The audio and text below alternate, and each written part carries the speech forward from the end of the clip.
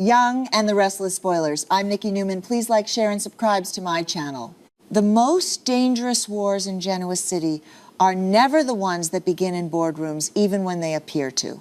They begin in the heart, in the private cracks between loyalty and ambition, in the moment a daughter looks at her mother and realizes that love is no longer enough to excuse what she has become. That is where this story truly begins. Not with the takeover of Newman Enterprises, not with Victor's humiliating fall from power, not even with the ruthless opportunism that allowed Phyllis to seize what was never truly hers. I hold. It begins with Summer hearing the full truth from Victoria and feeling something inside her harden. Not confusion, not disappointment alone, but a deep, burning anger that comes from watching the woman who raised her cross a line so extreme that even family can no longer soften its shape. Now, why on earth would they allow her to sleep with and marry her own brother? Because Jack is the only other candidate, because Nick and Phyllis cheated on Jack and Sharon. This made me sick just watching the two of them, and these writers suck. This was it for me. On a boat W, this crazy woman, W.T. Hell, this is so stupid. By the time Summer returns to Genoa City, she is not coming home as a daughter eager for reunion. She is arriving like a storm that has already made up its mind to break. Victoria's version of events has not merely informed her, it has wounded her pride, shaken her sense of order, and forced her to confront the unbearable possibility that Phyllis is no longer simply reckless or manipulative in the familiar ways. This time, Phyllis has aimed herself directly at the foundation of the Newman family, and for Summer, that is not just another scandal, it is sacrilege. It is personal in a way that reaches beneath business, beneath resentment, beneath the old and familiar cycle of Phyllis trying to prove herself at someone else's expense. Summer can tolerate many things from her mother. She can even understand some of them. But attacking the Newmans, humiliating Victor, and plunging that family into public and private misery is a betrayal she cannot dress up as strategy. That is what gives her return its emotional force. She comes back not because she wants drama, but because she believes she still has one last chance to stop her mother before the damage becomes irreversible. And yet, even as she travels back to Genoa, there is a part of her that already knows how this will end. Summer knows Phyllis too well. She knows the gleam in her mother's eye when victory has intoxicated her, the reckless glow of a woman who mistakes short-term triumph for destiny. She knows that once Phyllis starts narrating herself as the smartest person in the room, she stops hearing warnings as concern and starts hearing them as attacks. So Summer does not come home with innocence. She comes home armed with dread, with anger, and with the grim understanding that if reason fails, blood may turn against blood. Phyllis, of course, greets Summer's return as confirmation of her own greatness. That is one of the cruelest ironies in the story. While the Newman family reels from the chaos surrounding Victor's downfall, while the city buzzes with shock and resentment, while enemies sharpen their knives and allies begin quietly calculating how long this new order can possibly last, Phyllis sees her daughter's arrival as an opportunity to celebrate. She imagines admiration. She imagines validation.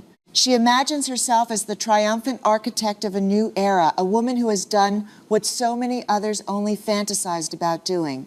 In her mind, she has not stolen power. She has earned it. She has beaten Victor at his own game and dragged him down from the throne he believed he would occupy forever. There is something almost tragic in how blind she is in that moment, because she mistakes proximity for support. She thinks Summer has come home to witness her success, when in fact Summer has come home to challenge the moral ruin beneath it. The scene between them crackles with the kind of tension only mothers and daughters can create, because no one knows how to wound like family. Phyllis begins from a place of radiant self-satisfaction, ready to display her victory like a trophy, ready to explain why this is not just a professional win, but a personal reckoning, years in the making. She wants Summer to see her as powerful, untouchable, finally victorious over a system that always tried to keep her at the edges. And for a brief moment, one can almost understand Phyllis's emotional logic. She has spent so much of her life fighting to be taken seriously, fighting to be more than the scandalous outsider, more than the woman everyone judges before she speaks. In her mind, seizing Newman Enterprises is not merely opportunism, it is vindication. But Summer does not offer admiration. She offers disgust. And that shift hits harder than any public scandal ever could, because Phyllis can endure being hated by Victor, condemned by Victoria, doubted by the city, and even threatened by rivals. Those are ordinary conditions in her life. What she cannot easily endure is seeing judgment in her daughter's eyes. Summer does not raise her voice at first because she does not need to. The disappointment itself is sharp enough. She looks at her mother not as a misunderstood fighter, but as a woman who has gone too far and knows it even if she refuses to admit it. The confrontation becomes immediate, brutal, and emotionally naked. Summer tells Phyllis what no one else in that moment can tell her with equal force, that this is not victory, this is corruption, wearing the mask of ambition. Phyllis resists instantly because resistance is her nature. She does not back down when accused. She expands, she justifies, she reframes. She insists that Victor deserved to lose everything that the Newmans have survived on arrogance and immunity for too long, that she merely outplayed a family that has done worse to others without apology. And to be fair, there is a sliver of truth in that argument. The Newmans are not innocent. Victor has built his empire through intimidation, manipulation, and the quiet destruction of anyone who threatened his dominance. Phyllis would not be entirely wrong to point out the hypocrisy of those suddenly scandalized now that the victim happens to be Newman royalty. But the strength of this storyline is that it refuses to let truth excuse excess. Yes, Victor has earned enemies. Yes, his power has long been corrosive. But there is a difference between striking back and becoming what you claim to hate. Summer sees that difference with painful clarity. For her, the issue is no longer whether Victor deserved resistance. The issue is that Phyllis crossed into territory where her hunger for power ceased to be about justice and became about possession. She did not merely challenge Victor. She humiliated him, destabilized the Newman family, and reveled in the suffering that followed. That is why Summer cannot defend her, and why this confrontation becomes so much more than a simple argument about business. It is a moral rupture. Summer is not just asking her mother to reverse a deal. She is asking her to prove that there is still a line she will not cross. The tragedy, of course, is that Phyllis hears this not as a plea, but as betrayal. This is where the confrontation deepens into something savage. Summer pushes harder, accusing her mother of going too far, of becoming so obsessed with winning that she no longer cares who burns in the fallout. Phyllis lashes back with the fury of a woman who feels cornered by the one person she expected to stand beside her. There is humiliation in that fury and fear too, though Phyllis would never admit it so easily. Because for all her bravado, she knows Summer is not bluffing. Summer is not there to negotiate endlessly. She is there to force a reckoning. And then comes the threat that changes the entire balance of power. Summer tells Phyllis that if she does not return Newman Enterprises to Victor, she will expose a secret so explosive that both Phyllis and Kane could end up in prison. In that instant, the room changes. The argument is no longer emotional theater. It becomes a hostage crisis of the soul. Summer, who has spent years trying to balance loyalty to her mother with loyalty to her wider family, finally chooses a side. And what makes that choice so devastating is that it does not come from coldness. It comes from desperation. She does not want to destroy Phyllis. She wants to stop her. But she has reached the point where she no longer believes compassion alone can do the job. Phyllis is stunned, and for once the shock strips away her usual agility. She truly did not expect this. She expected anger, yes, tears, accusations, disappointment, perhaps even a temporary estrangement. But she did not expect Summer to come armed with leverage. She did not expect her daughter to weaponize knowledge to stand there with the calm brutality of someone prepared to burn the truth into the open if necessary. That moment lands like a slap, because it forces Phyllis to confront something she has long tried to deny. Summer is no longer a child reacting emotionally to her mother's chaos. She is a woman capable of calculating consequences and enforcing them. For Phyllis, that realization feels like treason. And yet calling it treason reveals her own blindness. Summer is not betraying her for pleasure or for gain. She is choosing what she believes is the greater moral obligation. To Summer, the Newman family is not just a powerful name.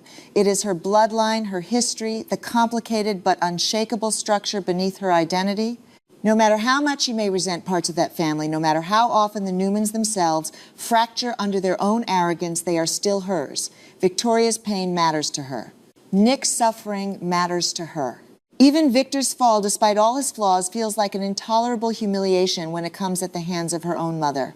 Summer cannot separate herself from that wound. To her, defending the Newmans is not blind obedience.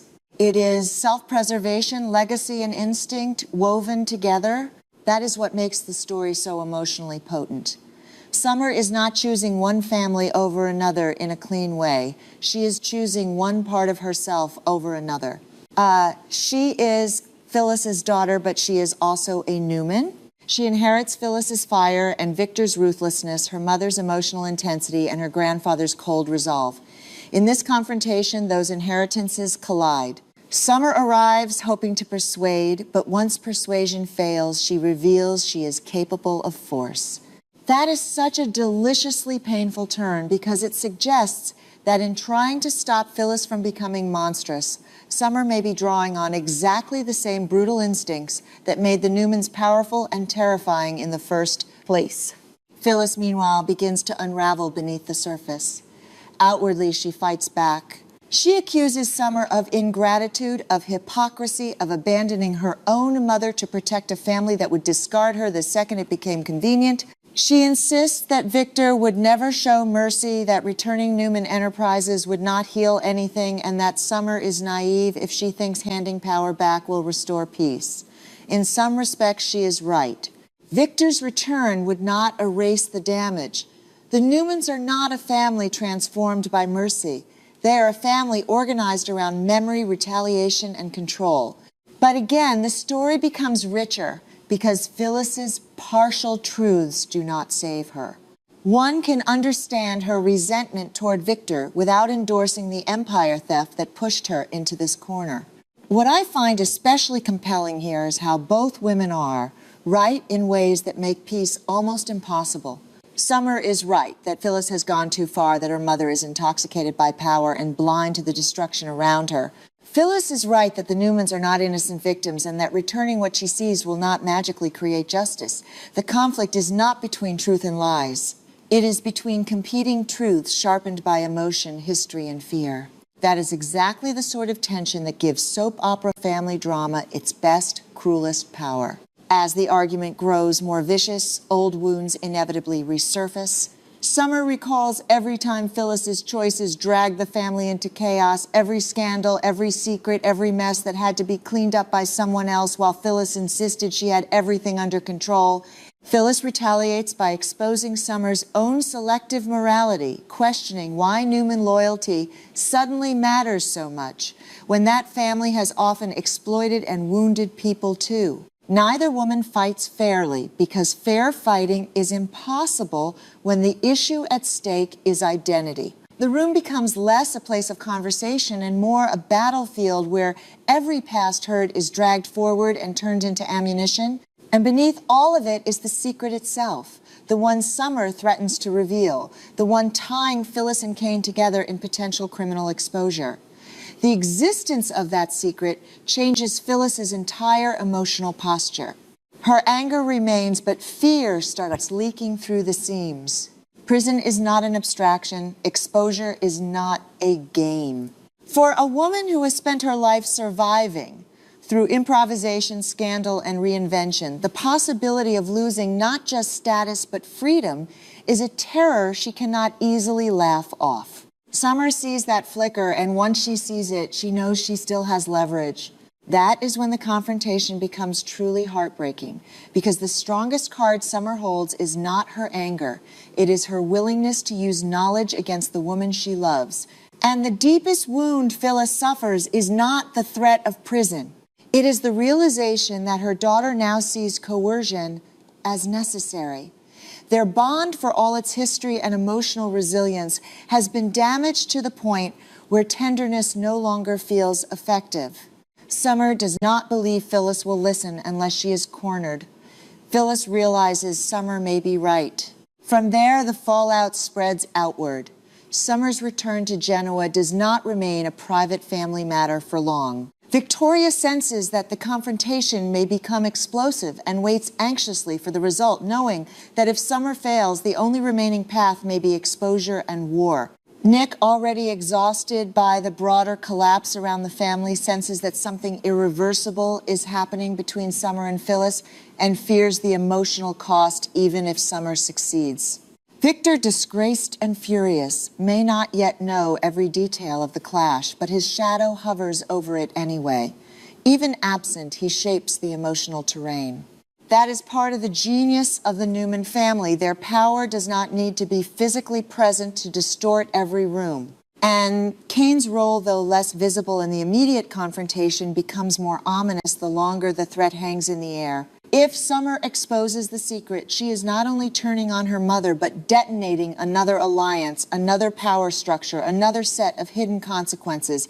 This means Summer is not merely making a moral stand. She is threatening systemic collapse. She is saying that if Phyllis refuses to stop willingly, she will bring the entire rotten scaffolding down with her.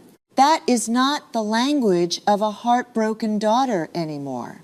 That is the language of someone prepared to destroy in order to save, which raises the uncomfortable question at the center of all this: is Summer becoming more like the people she claims to oppose? In some ways, yes. She is using leverage, secrets, and fear to force a desired outcome.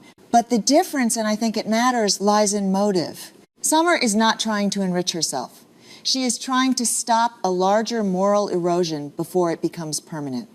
That does not make her tactics clean, but it does make them tragically understandable. Sometimes the only way to stop someone drowning in power is to drag them to the surface by force, even if they hate you for it. Phyllis, for her part, now faces the kind of choice she usually imposes on others: return Newman Enterprises and admit defeat, not just strategically but emotionally, or hold on to power and risk losing her daughter forever along with her freedom. That is a brilliant reversal for her character because it strips away the thrill of triumph and leaves only the cost. She wanted to be seen as successful, untouchable, victorious. Instead, she stands in front of Summer as a woman who may have won everything, only to discover that victory tastes like ash when the person whose love mattered most now looks at her with moral disgust. The most painful truth is that both women still love each other throughout this war. That is why the fight cuts so deep. If Summer did not love Phyllis, exposure would be easy. If Phyllis did not love Summer, defiance would be simpler. But love complicates every weapon. Every threat becomes a wound to the one delivering it as well as the one receiving it. Summer does not want to become the daughter who sends her mother to prison. Phyllis does not want to become the mother who chooses power over her child.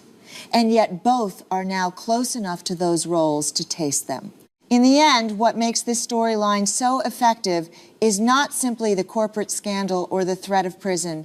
It is the brutal, emotional symmetry. Phyllis spent years telling herself that she could seize control, outmaneuver the powerful, and still keep her family intact. Summer arrives to prove that this was the greatest illusion of all. You cannot wage war on a family as central as the Newmans and expect a daughter who carries their blood not to feel the blast. You cannot steal power from Victor and imagine that Summer will see only ambition and not the wreckage. And you cannot treat moral lines as optional forever without one day discovering that the person who finally draws the line is your own child. So the battle in Genoa becomes much larger than a mother and daughter screaming across a room. It becomes a reckoning about legacy, about what family means when blood pulls in opposing directions, about whether love can survive truth when truth arrives armed. Summer returns believing she can still save Phyllis with a warning. She may leave having to destroy the illusion Phyllis lives inside. Phyllis greets her daughter expecting applause and instead receives judgment sharp enough to pierce the armor she has worn for years.